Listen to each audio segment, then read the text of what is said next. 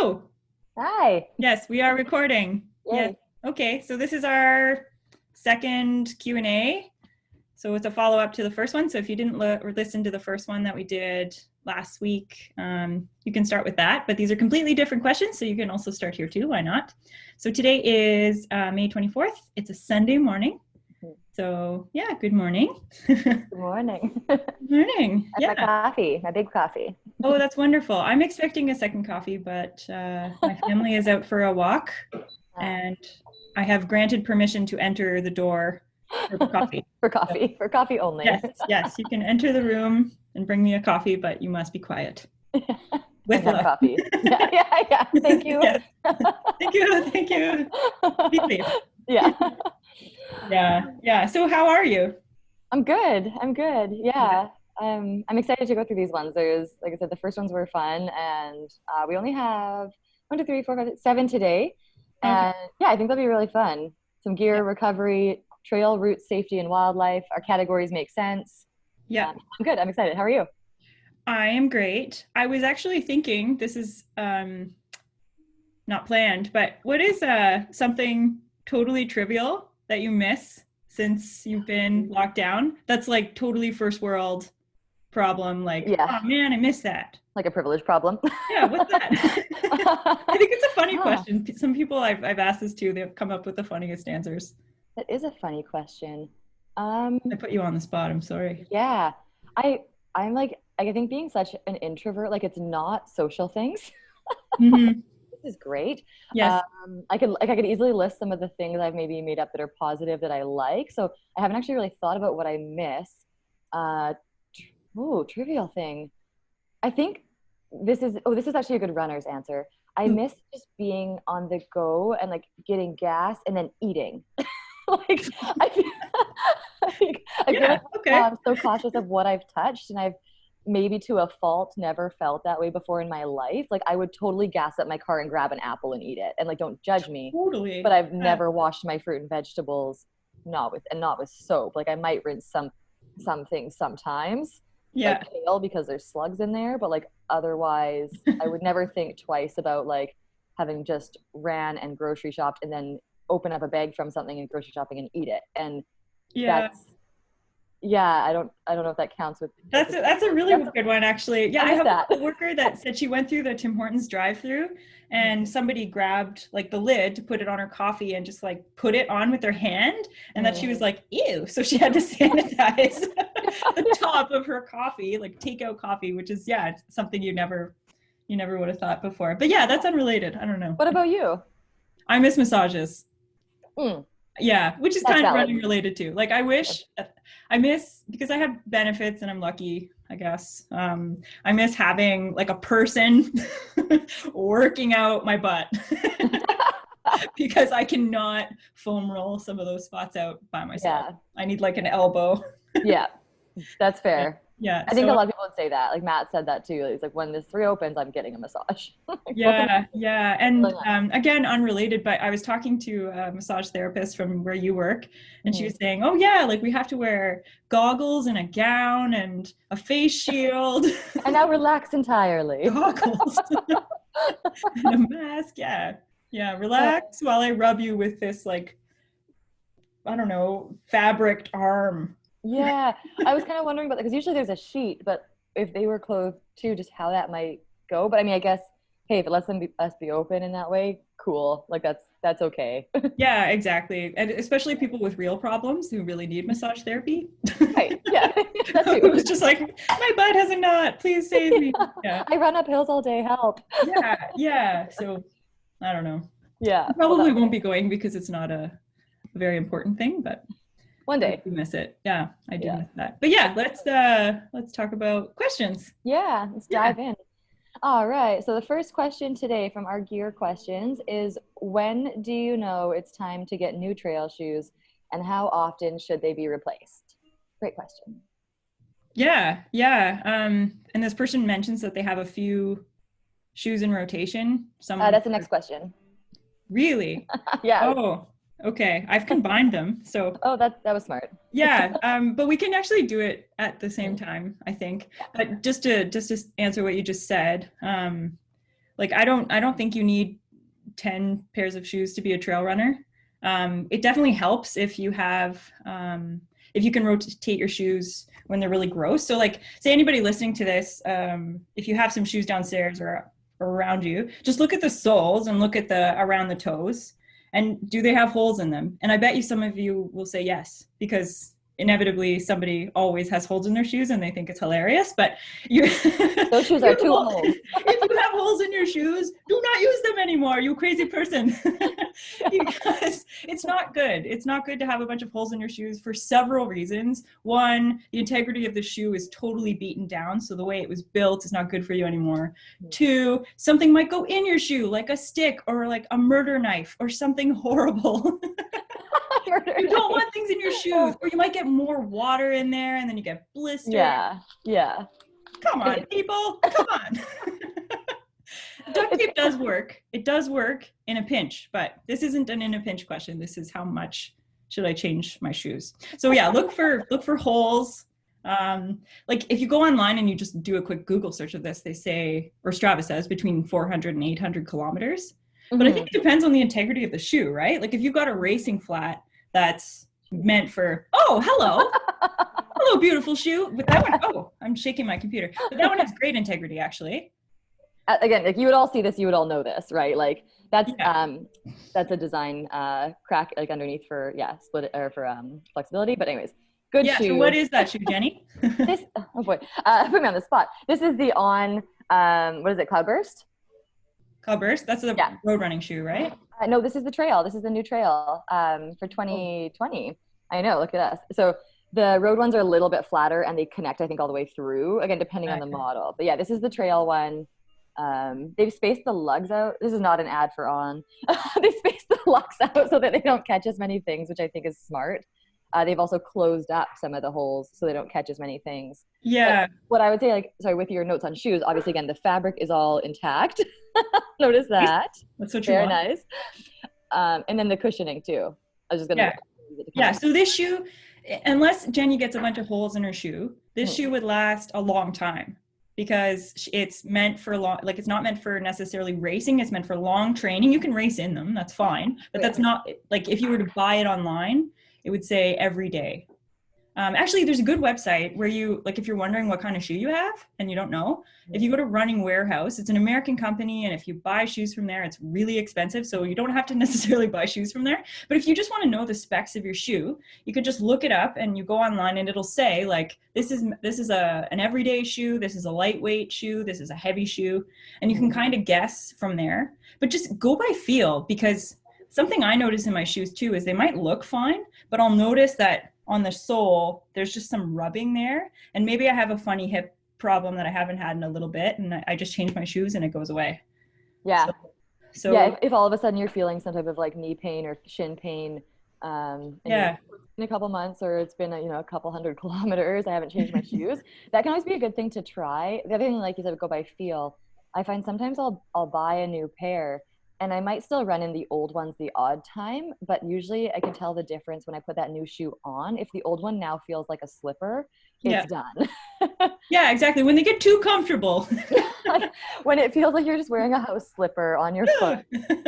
yeah, that's a really good point. And then also, like you just showed Ons, so I run in Hoka's, and Hoka's last forever. They just last forever. They honestly do, because their sole is so thick.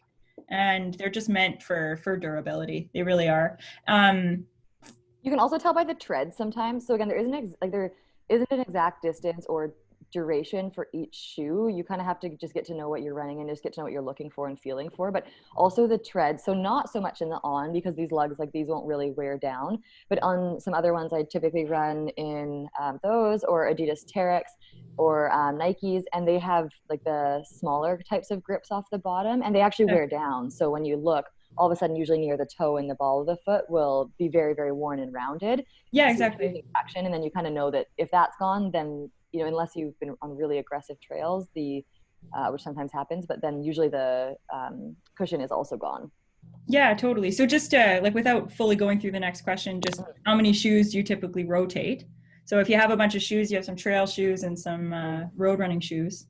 This person wants to know like how many is How I many would don't. you recommend? How many pairs of shoes? Yeah, I usually I definitely have a road shoe at all times that is only on the road. Some people will say you can run trail and road shoes. Personally, Yeah. I can't. I would slip and slide all over.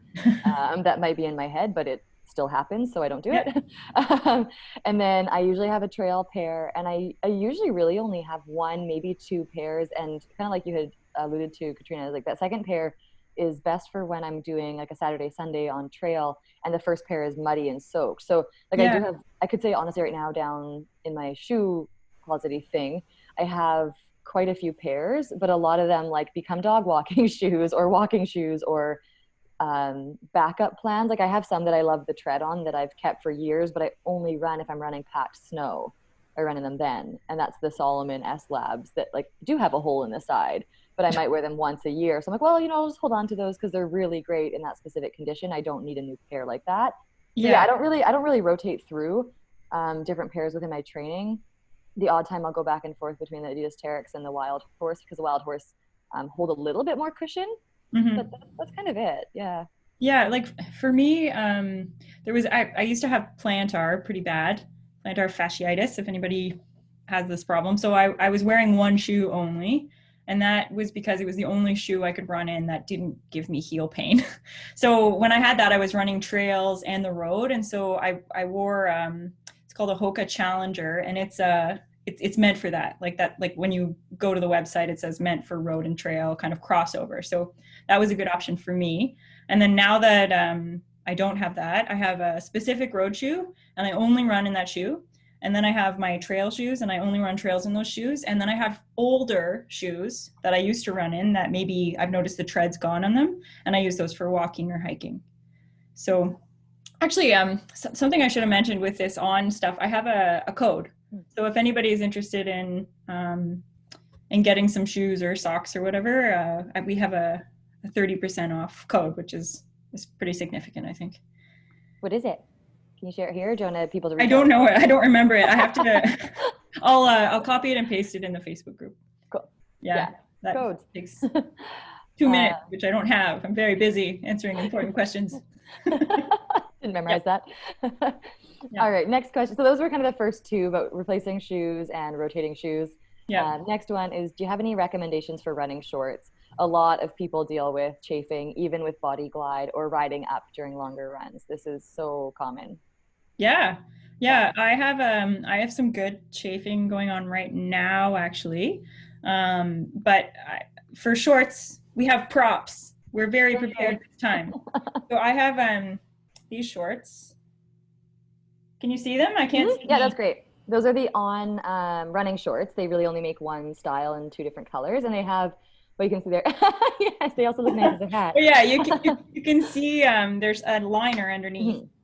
Mhm. So there's two And the layers. liner has, if you flip that out, Katrina, hold it really close. The liner has little beads of like rubber sticky spots. So it doesn't have, You it's see not a it? full line of it. Yeah, a little bit. Yeah, in the front there. Good It's not enough. like a full line. I found some like spandex type shorts will have a full line of rubber on the inside. And then that can actually chafe.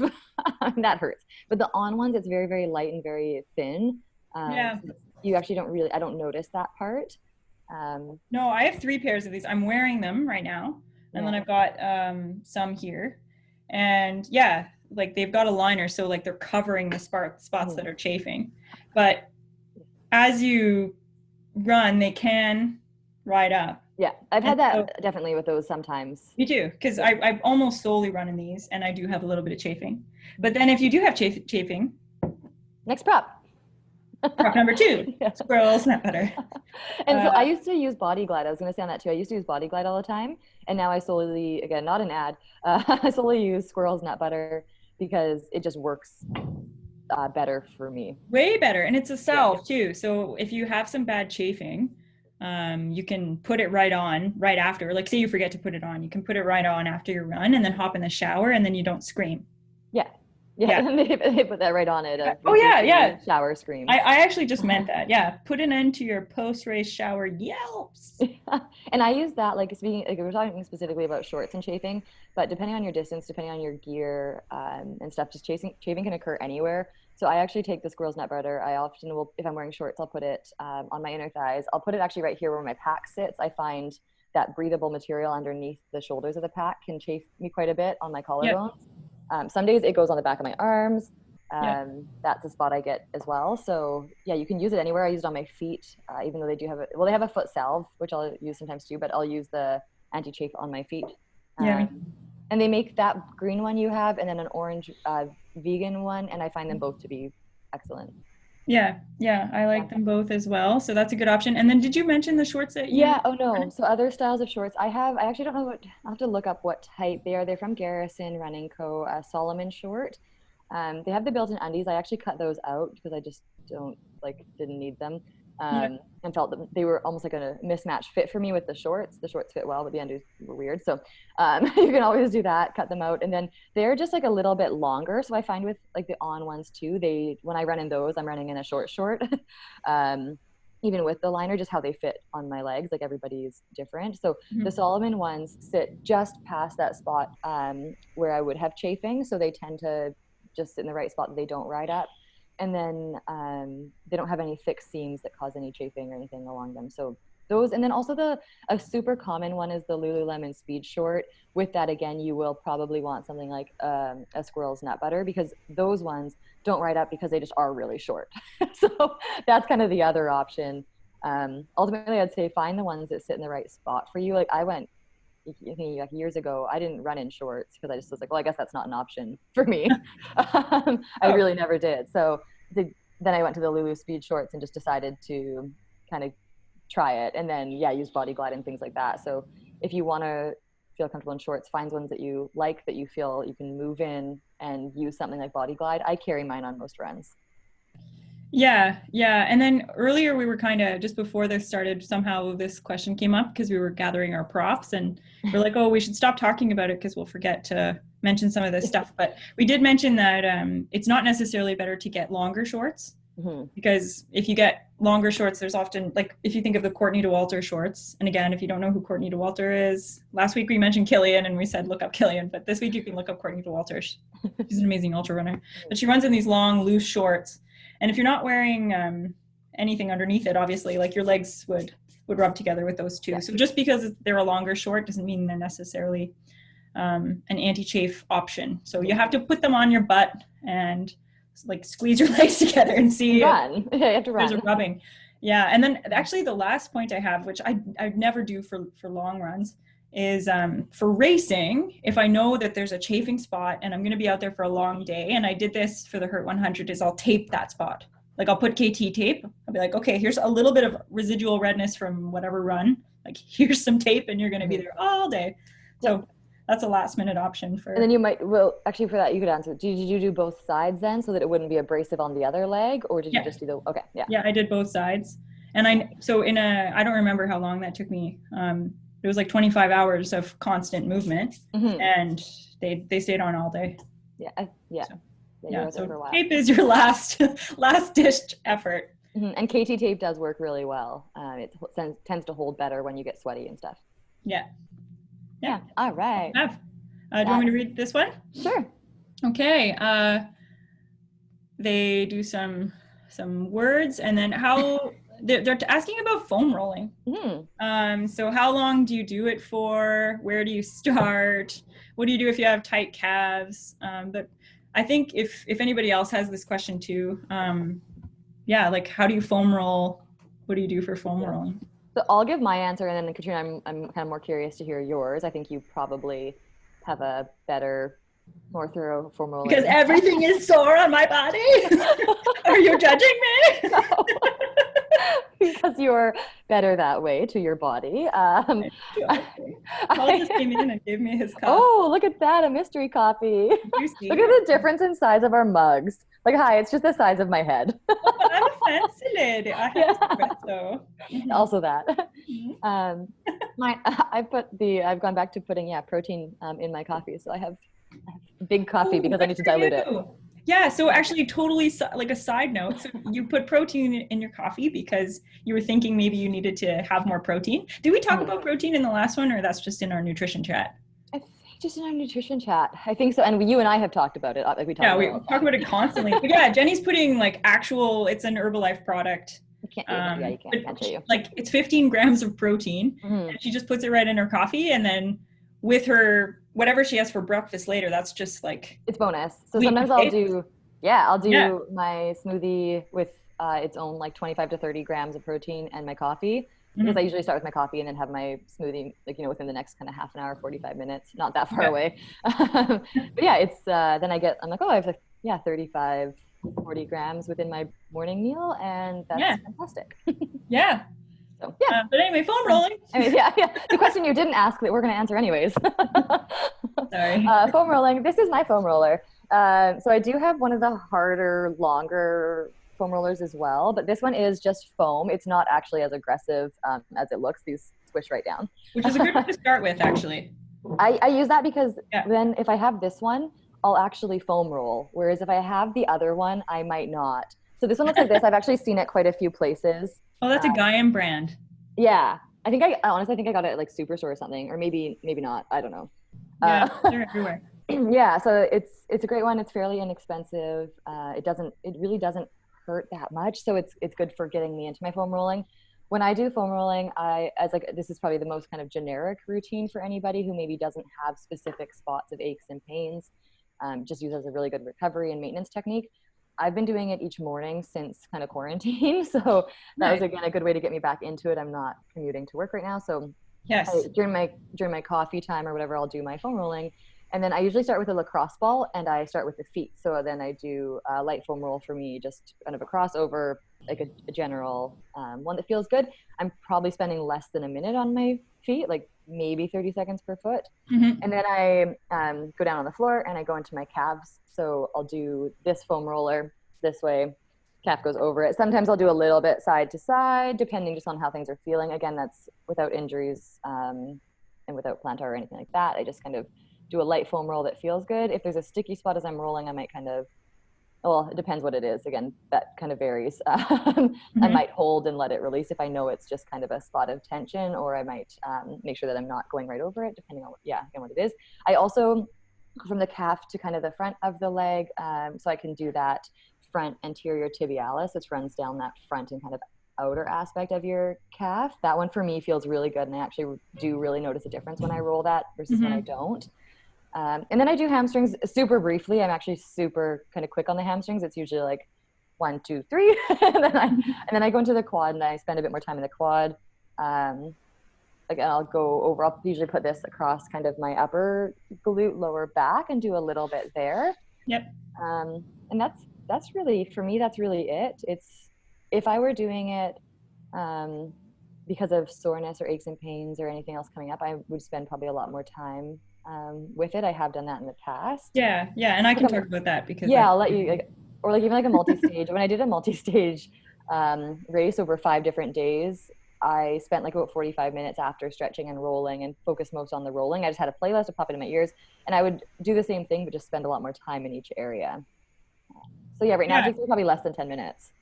Yeah, I don't have much to add to that. I have some more props. So I do foam rolling before and after I exercise every time. And then on recovery days, I spend a lot of time just foam rolling. So I'll get up early in the morning and just foam roll. So like you, I start with my feet, and then Jenny mentioned a lacrosse ball. So this is I got this online, and we can link to all of these props, your little foam roller and just what we would recommend. But this is a lacrosse ball that's covered in cat hair. And so I start with my feet too. And then I use this for tight spots. So if there's something that's like I have just like a nagging hip thing, I feel it in my hip, but my physiotherapist has told me it's my butt. So once I put this under my butt, I'm lying on the ground and I'm kind of like rolling around on this little tiny thing. And it's quite a kick in the pants. Like you really feel it, because you can be rolling around on the not sore spot. So this is my butt. And I'm rolling around, and then you get to a spot and it'll tell you that it's tender. Like it'll say, whoop. So that's where you want to lean into it. So if this is my butt, I'd be going like this. But essentially what you're doing is you're sitting on that tight spot, and you just want to go into it very, very, very gently, and your muscles will just relax around the spot. So you're doing that when you have a sore spot or a tight spot in a muscle. Yes, a very specific, like because you have to find it. So you're kind of rolling around on the ball, and then you'll find a spot. Like you'll know where it is. Like it screams at you when you hit it.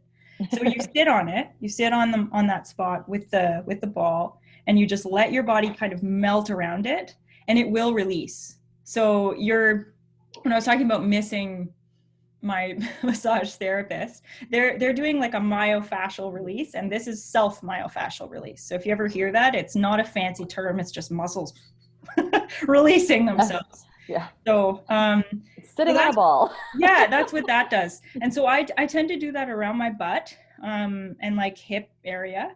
And then right after I did hurt, I tore my hamstring. So I waited a few days for that to kind of deal with itself, and then I would hit that hamstring right with the ball. It really hurt, but that's how you help. With that one again, were you doing that kind of in the muscle belly area? Yeah, exactly. Like I would just feel around. Like I would typically roll. So I don't have a soft foam roller. I should, but I don't. So I have this. Ooh. That's a good one. This is what Jenny was talking about, that long, and it's hard. Mm-hmm. So I'll roll with that first, and then I'll start hitting the more tender spots with this roller. And when I'm sitting on a muscle, I'll do it for about a minute, like a full minute. And when it's a recovery day, when I'm just rolling, I don't typically use that. I only do that post-run usually. But when I'm just rolling, if it's a recovery day, I'll go up to 90 minutes. 90 seconds. Yeah. 90 seconds. So I had really bad feet problems, which are now totally gone. If anybody's interested in this, I have like a whole program that I feel it's like very, like if you have plantar, I have things to say, because we can address plantar. Horrible experience.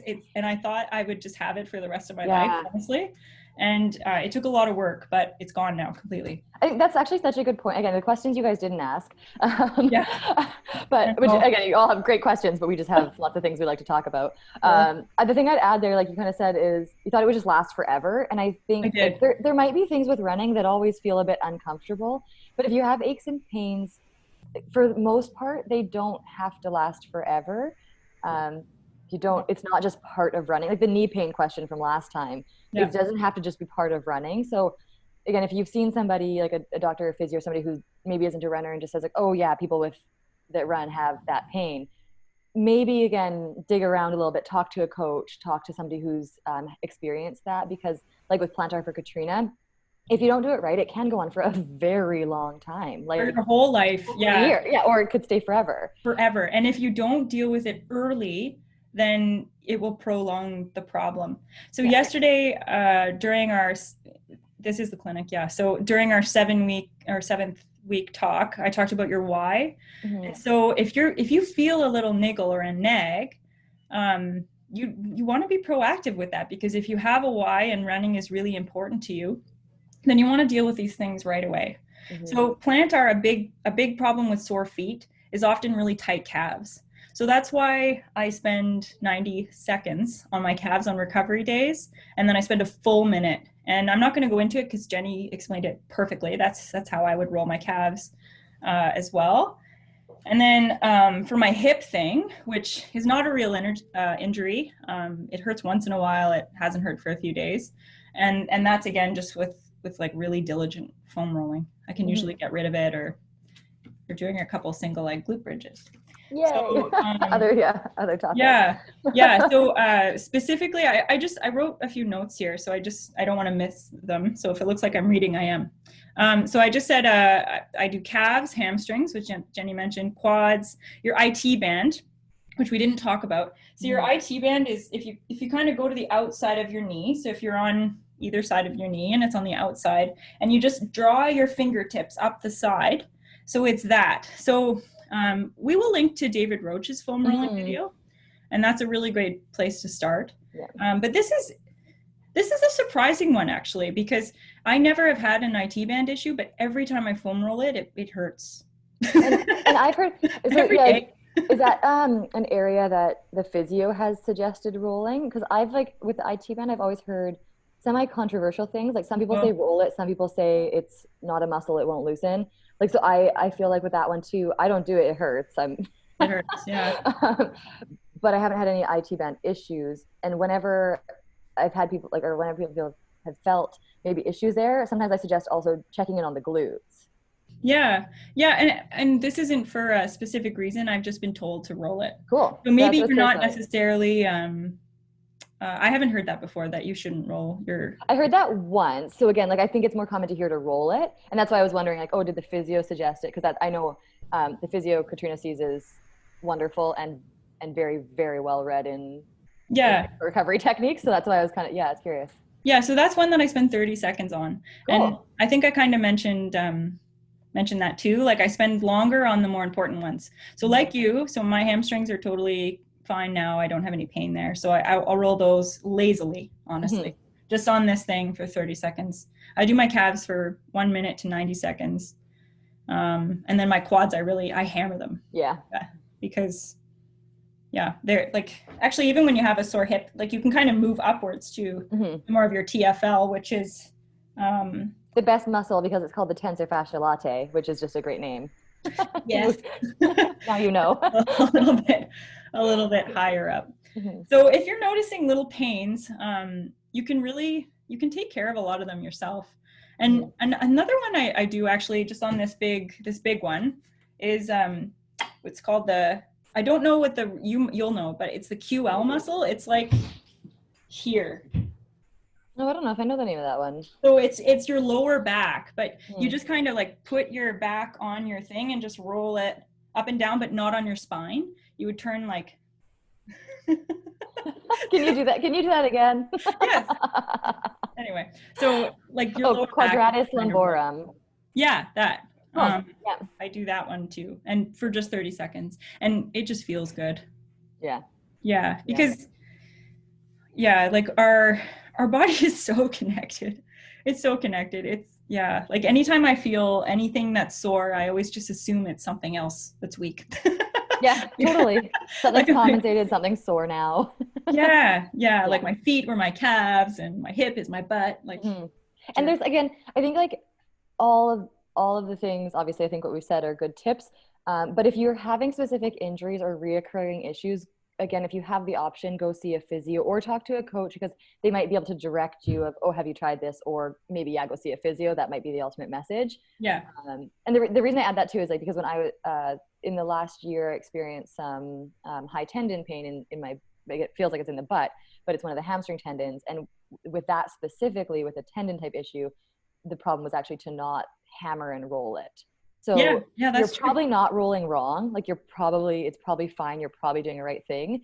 But if you're repeatedly finding after you roll, it's really achy or it's just not changing over time, then yeah, maybe check in with a physio. You might just need 1 or 2 sessions for them to show you or at least identify exactly what it is. And then you can Yeah. self manage. Yeah. Oh, and just to end this, if it's an acute injury, Mm-hmm. don't roll it. Like if you feel like you're running, you're like, ah, I pulled my quad. Don't roll that. Just Yeah. leave it, and don't stretch Rest. it either. Yeah. Actually, Yeah. that's a good point. Anytime you acutely hurt something, don't stretch it and don't roll it, and just go home and be upset about it. Eat ice cream. Mm-hmm. Put your feet up. Yeah, do the rice or whatever. But just yeah, no foam rolling acute injuries and no stretching acute injuries. Yeah. Give it like treat yourself Yeah. kindly in those moments. Yeah. Yeah. All right. So that's recovery. That was the question we had about rolling and recovery. So again, we'll move on to trail routes, safety, and wildlife. 3 questions here. Number 1, what are some things we can do to make ourselves feel more comfortable about the possibility of running into bear or bears? I like that they listed both on the trail. I'm terrified. So that's again, a common question. Do you want to start, Katrina? Yeah. Oh, Yeah. and can you please share your not bear, but your other wildlife story because it came up in one of our clinic chats, and I was like, share the story, and then yeah, you had moved on already. Yeah. Yeah. So I live in Promontory in Chilliwack. And it's, for those who aren't local, it's a mountainous area with a lot of homes on it. And I live towards the top of a mountain, next to a trailhead. So when I first moved here, I run early. This has come up a million times. But I used to run before work up the mountain. And I felt comfortable because, again, it's a community. Like there's a mountain there and it's wild, but I knew there were houses everywhere. So I went up there at about 5:30 in the morning, and I saw this thing out of the corner of my eye and kept running. And and then a little while later, I saw this thing again, kind of coming up. I was going downhill, and it was kind of like following me, and it was a cougar. So anytime I've seen a cougar more than once, I believe they are my special animal inside. We are bonded. Mm-hmm. I don't want to say the other word because I know that's bad, but it's like, it's very connected to me, the cougar. So yeah, anyway, I saw it twice, and then I noticed that it was following me. So what I did was the same thing I would do if I saw a bear.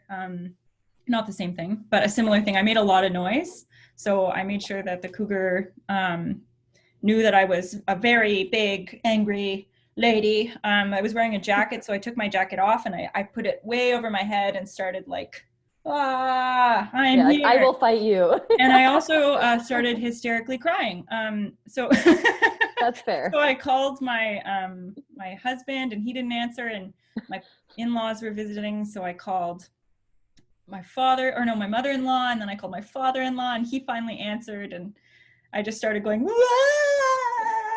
And this isn't exactly a story of what to do, but it's just a story of experience. You told me to tell the story, which is what I'm doing. I like the story. So I said, Wah! And he was like, I can't understand you, but I'll get Paul. So, so then he got Paul, and I said, there's a cougar. I'm at this spot on the mountain. I'm making lots of noise. Come get me, essentially. Yeah. And then after that, I called wildlife control, I called the RCMP. And then I saw a hiker, and then he guided me up. Actually, like, that's not what happened. I went up the mountain. I walked up slowly because the RCMP said to go back to your high point and then stand on a bench and make yourself really big. So I did that, and then a hiker came. His name was Joe, and he's wonderful. Hi, Joe. Yes, I still see him. So anyways, that's my cougar story. So I have been like stalked by a cougar, and it was very scary. And survived, and not. But I survived, and it didn't. I don't go running at that time in the morning anymore. Up there, and that's kind of a lie. I just don't go all the way to the top. So I use that hill for hill repeats, but I don't go all the way to the top. That story is like not to scare people. It's kind of to say, like, while the encounters do happen, they are incredibly rare. Like the fact that Katrina has seen more than one in her life is like you're probably with a very small handful of people, and maybe more like with hunters and people that live in the wilderness. Yeah. I've been on the same year too, and I haven't seen one since. Yeah, like I've lived on Vancouver Island, where there's the highest density within Canada, or maybe North America. I don't know, probably Canada. And I never saw anything out there, and I ran alone the entire time I lived out there on the trails because I didn't know any other trail runners yet. So when maybe now, thank you. I'm so glad. I really wanted that story to be shared. It is definitely a little bit of, I think the underlying important factors there are know what you should do if you come across something. So again, look it up online. If you look up, just Google even what to do if you see a black bear, what to do if you see a cougar. It will outline a lot of those steps. Read them until you actually feel comfortable with that actual protocol, because you want it to become almost automatic if you do encounter something. Yeah, you don't want to just start screaming. Yeah, and the biggest thing, I mean, hey, it worked, so maybe try it.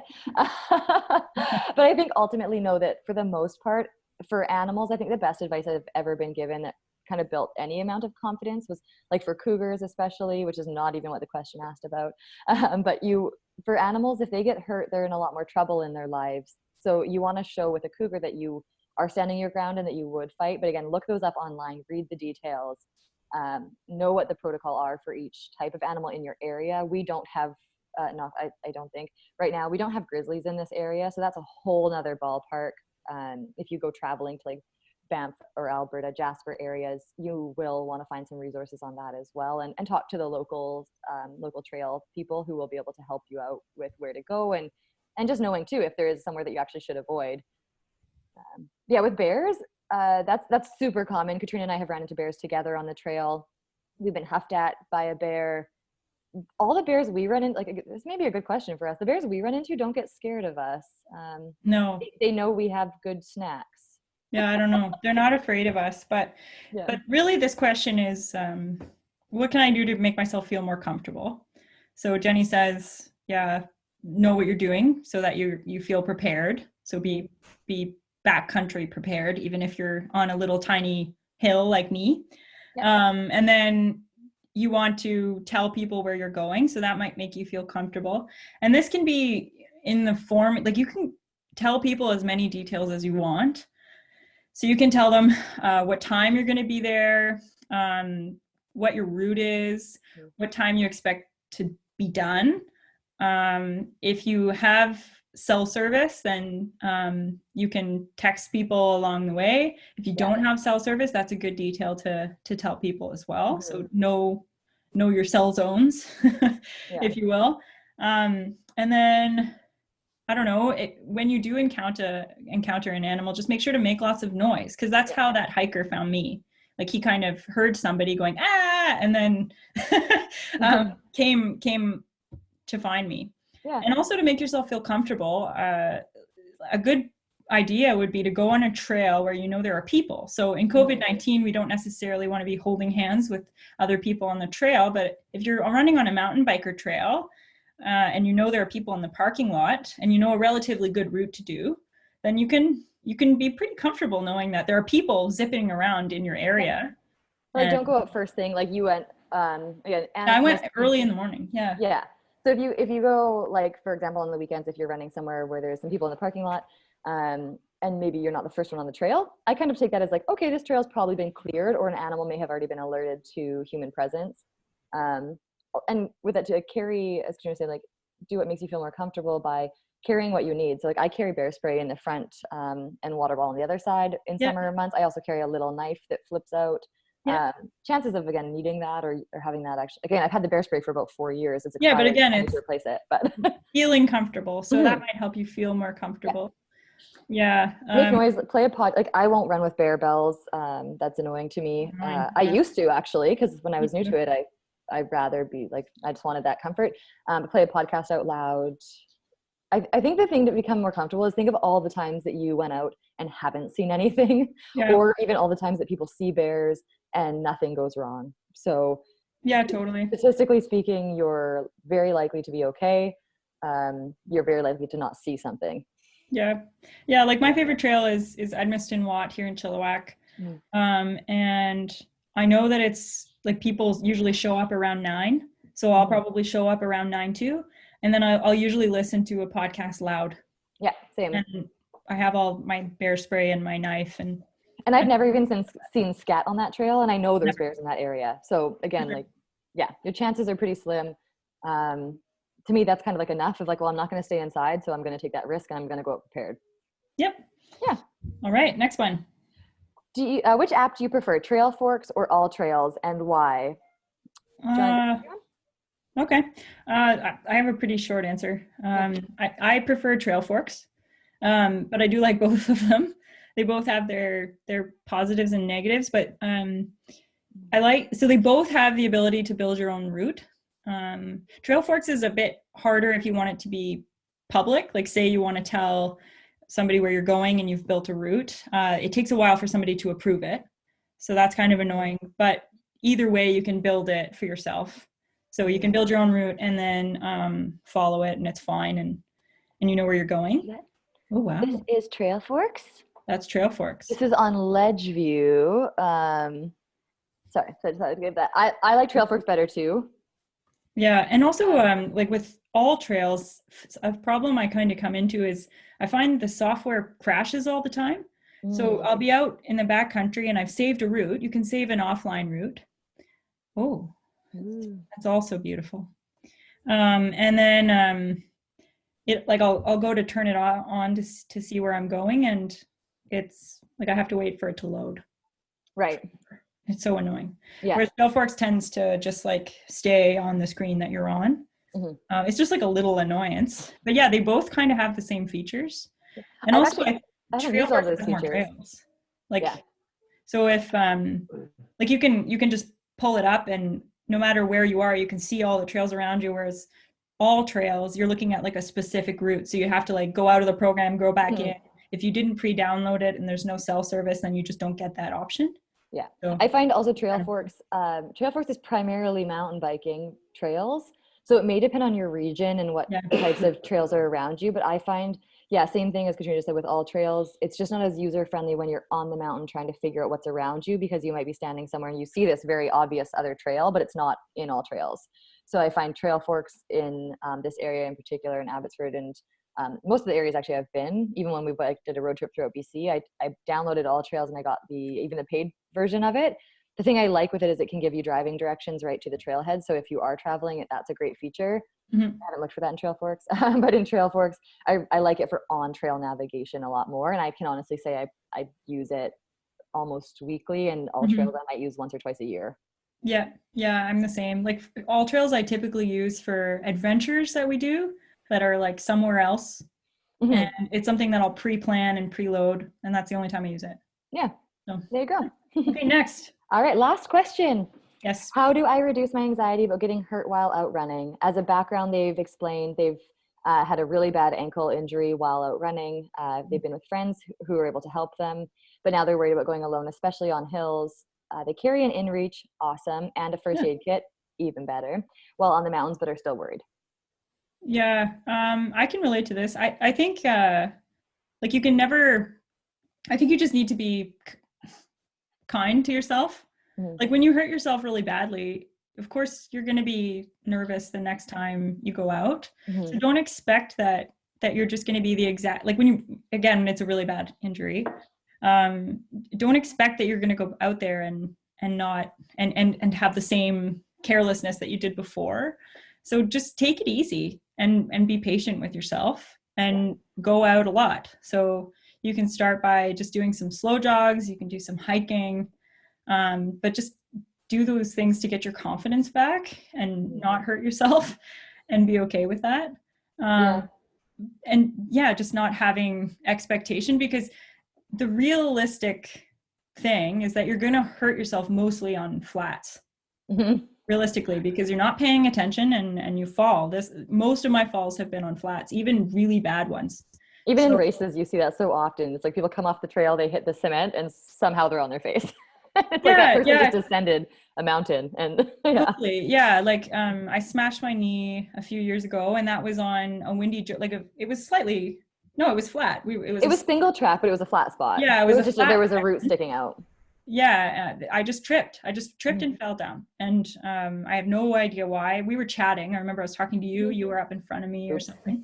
I just went flying. Yeah. So there's that, and then I did fall last And that summer. time, that one too, though, that's actually a good one to, I think, if, like Katrina was saying, be kind to yourself. Like, if you're running really high mileage, because that was part of the, I think, in manning that fall, is Yeah. like super tired, super high mileage. Just, yeah, know that maybe you're going to have to move slower, or that the risk of that is greater. Yeah, yeah, that too. And then the time that I did break my foot last summer, we were running away from wasps. Mhm. So I wasn't, The real wildlife to be concerned yeah, about, well, freaking yeah, I'm wasps. way more afraid of those than I am of bears, Mhm. honestly. Me Um, too.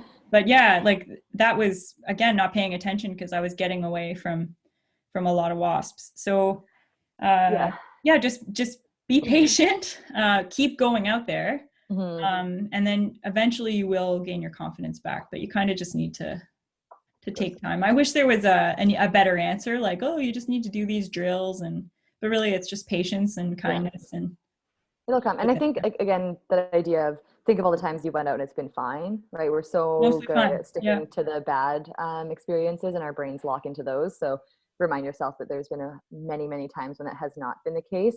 I think Mhm. I'm not sure actually with this question if you also meant to ask a bit about, because you mentioned the InReach and having a first aid kit, it sounded a little bit also like being worried about being like stuck out there, because your friends are able to help you out last time. So the other thing I'd say, if you have an InReach, that allows for that two-way communication. Yeah. I have a Spot. I don't usually have it even on and tracking, but it's with me. So that's like, again, you have everything that you could possibly take. The other thing Katrina and I both did a couple years ago is a wilderness first aid course. So if you're going way out remote areas, and again, even if you're alone, it's still really helpful just to have that knowledge. For most people, knowledge can be power and can help be comforting that way. So like, I love knowing that if I fell and I cut myself really badly, I might actually know what to do. So yeah, you could always look into a wilderness first aid course and take that if you also just want to have more skills or want to be able to help a friend out if something happened to them on the go. Yes. Yeah. Yes. So this concludes our Q&A from our clinic this year. So thank you everybody for asking questions. All of my props. Yes. Yeah. Also a magic show. Yeah. So thanks for asking questions. And Jenny, you have some socks or something to do? Oh yeah, we have the Armadillo. So not the socks, the Armadillo giveaway we are going to do from these questions. So what I'm gonna do is a random, we're gonna have to go back and see whose question it was.